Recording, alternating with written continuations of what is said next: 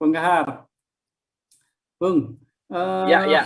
ya, bagaimana sikap KSPI menyikapi seluruh isi peraturan pemerintah, turunan dari Undang-Undang Cipta Kerja ini ya, terkait klaster ketenagakerjaan? Kami di KSPI terkait dengan aturan turunan dari Undang-Undang 21 tahun 11 tahun 2000 ya tentang Cipta Kerja itu tentu saja menolak begitu. Karena undang-undangnya saja kami tolak dan gerakan buruh serikat lain juga melakukan penolakan itu, maka tentu saja aturan turunan dari Undang-Undang Cipta Kerja ini pun juga kami tolak begitu ya. Khusus untuk klaster ketenagakerjaan itu setidaknya ada 4 peraturan pemerintah yang kami soroti khususnya terkait dengan aturan turunan itu.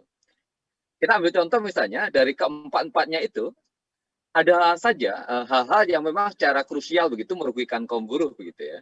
Kita ambil contoh misalnya di peraturan pemerintah nomor 34 tahun 2001 ini adalah tentang penggunaan TKA. Nah, di dalam pengaturan peraturan pemerintah terkait dengan penggunaan TKA itu selaras dengan apa yang dikatakan di dalam undang-undangnya bahwa izin terkait dengan tenaga kerja asing itu tidak ada lagi. Jadi di dalam undang-undang peraturan pemerintah ini dikatakan bahwa untuk bekerja ke Indonesia, maka seorang tenaga kerja asing cukup memiliki RPTKA, rencana penggunaan tenaga kerja asing. Nah, padahal RPTKA ini dulunya itu adalah syarat untuk mendapatkan izin. Jadi sekarang justru untuk bisa bekerja ke Indonesia cukup memberikan mendapatkan RPTKA, kemudian yang diajukan secara daring begitu. Jadi ini akan sangat ada potensi begitu ya besar-besaran tenaga kerja asing yang unskill yang tidak punya keterampilan untuk bisa masuk ke Indonesia. Karena kita belajar dari pengalaman sebelumnya dengan adanya izin saja itu banyak TKA unskill, TKA yang seharusnya tidak boleh bekerja di negeri ini itu bisa bekerja. Bahkan di sektor-sektor yang banyak bisa menggunakan tenaga kerja lokal begitu. Itu yang pertama. Yang kedua, masih di dalam PP nomor 34 tahun 2001 ini juga di sana ada beberapa jenis pekerjaan yang tidak perlu RPTKA. Jadi kalau tadi kita katakan RPTKA itu lebih mudah daripada penggunaan izin, sekarang ada yang dia boleh masuk tapi tidak menggunakan RPTKA. Kita ambil contoh misalnya adalah untuk tenaga kerja asing untuk kegiatan yang berhenti karena kondisi darurat. Kemudian untuk vokasi, untuk perusahaan rintisan atau startup yang berbasis teknologi. Kemudian kunjungan bisnis. Kemudian penelitian untuk jangka waktu tertentu. Kita bisa bayangkan hanya untuk sebuah kunjungan bisnis, seorang TKA bisa masuk tanpa perlu mendapatkan RPTKA begitu. Nah ini ke depan kita sangat khawatir begitu maraknya tenaga kerja asing itu akan bersaing dengan tenaga kerja lokal asli Indonesia dan akhirnya muncul pertanyaan kalau begitu investasi nanti investasi ke depan itu investasi untuk siapa begitu. Ini yang pertama soal peraturan pemerintah nomor 34 tahun 2021. Yang lain kita juga menyoroti tentang peraturan nomor 35, peraturan pemerintah nomor 35 tahun 2021 ini adalah tentang perjanjian kerja waktu tertentu, alih daya, waktu kerja dan waktu istirahat, dan pemutusan hubungan kerja. Nah, di dalam PP nomor 35 tahun 2021, ini juga sejalan dengan PP nomor 34, ini juga kita indikasi merugikan kaum buruh. Kita ambil contoh misalnya terkait dengan PKWT. PKWT ini dikenal dengan karyawan kontrak begitu ya. Kalau dulu di dalam Undang-Undang nomor 21 tahun 2000, nomor 13 tahun 2003, untuk karyawan kontrak, itu dia ada batasannya. Dia di kontrak pertama itu maksimal 2 tahun, kemudian hanya bisa diperpanjang 1 kali untuk masa waktu 1 tahun, kemudian diperbarui untuk jangka waktu paling lama 2 tahun. Jadi total keseluruhannya itu adalah 5 tahun. Tapi dengan 1 kali perpanjangan dan 1 kali pembaharuan. Tetapi di dalam peraturan pemerintah yang baru ini, memang batasan waktunya dibatasi 5 tahun. Tetapi tidak disebutkan berapa lama atau berapa kali si karyawan kontrak itu bisa diperpanjang. Dampaknya apa? Dampaknya ke depan, karyawan kontrak bisa dikontrak berulang kali. Misalnya setiap 3 bulan perpanjang, setiap 3 bulan begitu, sehingga dia bisa berpotensi puluhan kali atau belasan kali diperpanjang kontraknya. Nah ini menjadi buruh rentan untuk kehilangan pekerjaan begitu, karena bisa jadi dia tidak diperpanjang dalam beberapa masa kontrak itu. Nah, apalagi di banyak dunia industri, di banyak tempat begitu ya, di kota-kota industri, sekarang ini marak percaloan.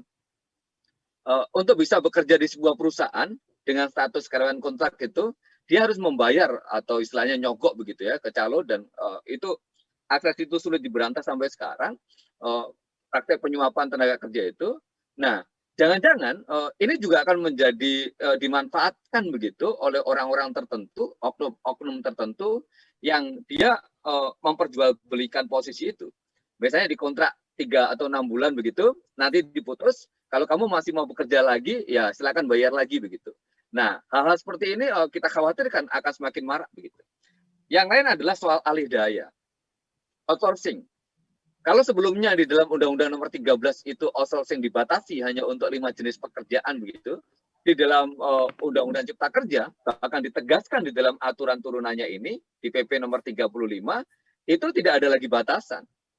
Artinya apa? Artinya semua jenis pekerjaan, semua jenis industri boleh menggunakan outsourcing, boleh menggunakan pemborongan pekerjaan. Ini semakin fleksibel begitu. Hubungan kerja menjadi tidak lagi kompetitif karena buruh selalu dihantui hubungan kerja yang mudah diputus tadi, dan hubungan kerja dengan sistem outsourcing itu yang tidak ada lagi batasan begitu. Nah, yang lain adalah soal istirahat begitu ya. Waktu istirahat, kalau di dalam Undang-Undang Nomor 13 itu dikenal dengan adanya istirahat panjang atau cuti panjang. Jadi kalau kita sudah bekerja sekian tahun, 6 tahun, kemudian kita mendapatkan cuti panjang selama 2 bulan begitu dengan tetap mendapatkan upah. Tetapi di dalam PP ini, di dalam Undang-Undang Cipta Kerja, itu memang masih ada kata-kata istirahat panjang itu. Tetapi dia dapat diberikan dan kemudian silakan untuk mendapatkannya itu dirundingkan dengan si perusahaan begitu. Dan tidak ada lagi pengaturan tentang jangka waktu tadi. Misalnya berapa lama dia mendapatkan cuti panjang, kemudian berapa tahun setelah dia bekerja sehingga hak cuti panjangnya itu muncul. Itu tidak lagi dicantumkan di dalam batang tubuhnya, di dalam pasalnya. Nah, artinya pasal yang tidak ada kejelasan begitu, sehingga sulit dieksekusi. Mana ada perusahaan yang mau memberikan cuti panjang, kalau itu tidak diatur dalam undang-undangnya. Kalau itu hanya dirundingkan begitu. Nah, ini yang kritik kami juga terkait dengan PP Nomor 35. Dan yang terakhir adalah terkait dengan pesangon. Di dalam peraturan, di dalam Undang-Undang Cipta Kerja, pesangon itu sudah dikurangi begitu. Tidak ada lagi ketentuan yang mengatakan pesangon itu bisa 2 kali ketentuan. Atau dulu kita kenal istilah 2 PMTK begitu. Tetapi di dalam PP Nomor 35, di dalam peraturan turunannya, itu dikurangi lagi. Kita mendapatkan misalnya untuk pesangon karena karena perusahaan mengalami kerugian, karena perusahaan tutup, atau karena force majeure begitu, pesangonnya itu hanya 0,5% atau setengahnya begitu. Bayangkan ada aturan turunan yang dia membuat norma baru, di mana norma itu di bawah ketentuan undang-undang. Kan semestinya kita memahami aturan turunan itu justru memperkuat. Ini justru bertabrakan dengan aturan yang ada di dalam undang-undangnya. Pesangon hanya setengah. Dan kita tahu, pilot-pilot di banyak perusahaan itu tidak serta-merta, di beberapa perusahaan begitu ya, ada 1-2 kasus yang kita temui, tidak serta-merta karena dia memang benar-benar rugi. Ada memang karena sengketa pemilik begitu, sehingga dipilotkan. Atau memang ada yang pura-pura dipilotkan, supaya memang dia menghindari beberapa tagihan begitu. Ini juga terjadi untuk membayar pesangon sehingga dia hanya perlu membayar setengahnya saja, itu diatur di situ. Ini jelas mendegradasi begitu ya, turun jauh dari apa yang diatur sebelumnya. Begitu juga dengan alasan PHK-nya. Di peraturan pemerintah ini diatur PHK karena alasan efisiensi. Nah, dulu di dalam Undang-Undang Nomor 13 2003, kalau perusahaan mau melakukan efisiensi itu syaratnya perusahaan itu harus tutup. Bahkan itu pernah diuji di dalam Mahkamah Konstitusi. Penutupan perusahaan dengan alasan efisiensi itu harus dilakukan manakala perusahaan itu tutup secara permanen. Jadi nggak boleh dia hanya tutup 2-3 bulan begitu, kemudian buka lagi, itu dijadikan alasan untuk melakukan PHK karena alasan efisiensi begitu. Dia nggak bisa.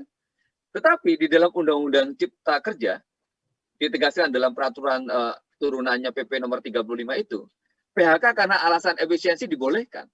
Bahkan di sana disebutkan, efisiensinya itu bukan hanya karena efisiensi mengalami kerugian, tetapi efisiensi untuk mencegah kerugian.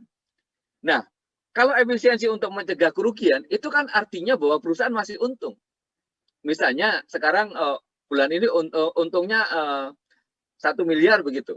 Kemudian bulan depan dia untungnya cuma 500 juta, turun setengahnya begitu.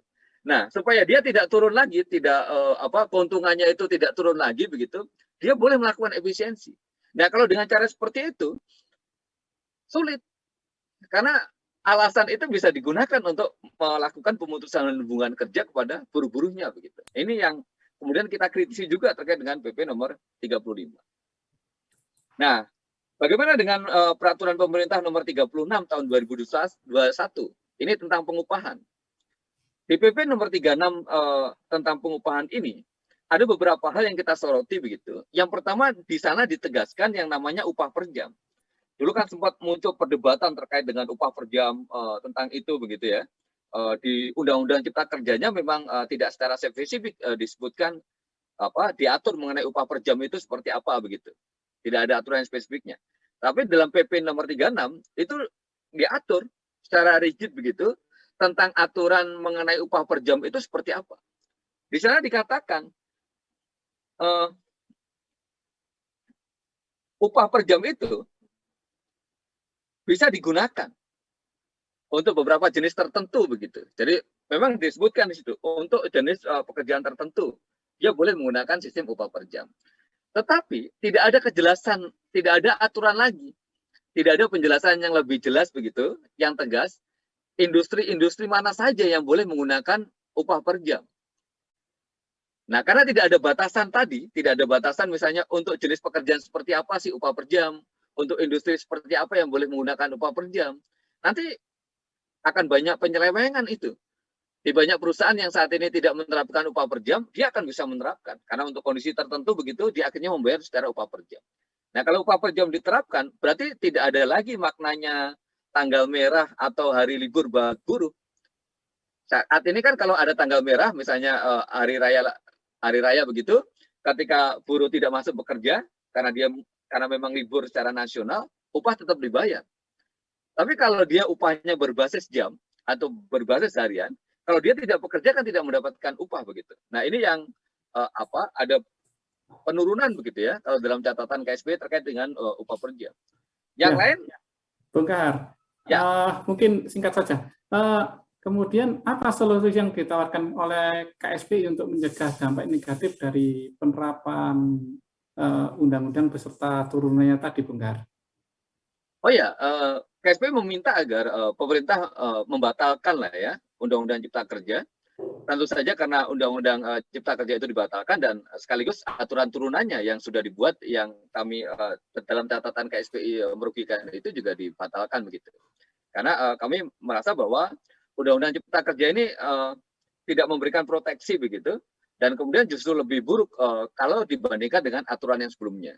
Jadi secara tegas kita meminta kepada pemerintah untuk melakukan itu, membatalkan Undang-Undang Cipta Kerja, kemudian memproteksi perlindungan terhadap buruh, perlindungan terhadap hak rakyat itu diperkuat begitu, sehingga ketika orang masuk dalam dunia kerja, dia akan mendapatkan apa yang semestinya memang dia dapatkan begitu.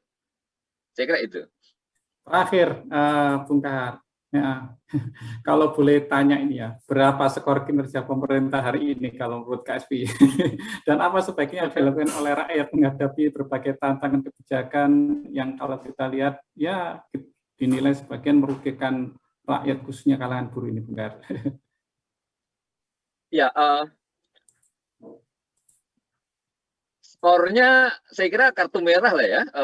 Kenapa saya katakan kartu merah? Karena dari tahun ke tahun itu semakin memburuk begitu. Terlihat dari regulasinya begitu ya. Misalnya dulu sempat pernah keluar PP nomor 78 tahun 2015 itu juga ditolak dan terindikasi merugikan begitu. Kemudian setelah itu juga banyak juga keluar surat-surat edaran begitu yang di mana surat edaran itu tidak menaikkan upah minimum. Kemudian surat edaran terkait dengan pembayaran THR yang juga bermasalah, surat edaran terkait dengan pembayaran upah di masa pandemi yang juga bermasalah begitu. ini kami merasa untuk proteksi atau perlindungan terhadap tenaga kerja semakin menurun begitu. Jadi kalau dikatakan skornya berapa ya sulit untuk mengatakan itu, tapi paling tidak bagi KSPI ini udah kartu merah, dalam tanda kutip gagal dalam hal menyejahterakan kaum buruh begitu ya. Karena terbukti PHK semakin banyak, kemudian aturan-aturan terus terdegradasi. Iya. Saya kira itu. Terima kasih Bung Kahar ini. Kalau sudah keluar kartu merah ini biasanya pergantian pemain ini. Ya, baik. Terima kasih Bung Kahar atas pencerahannya untuk kita semua.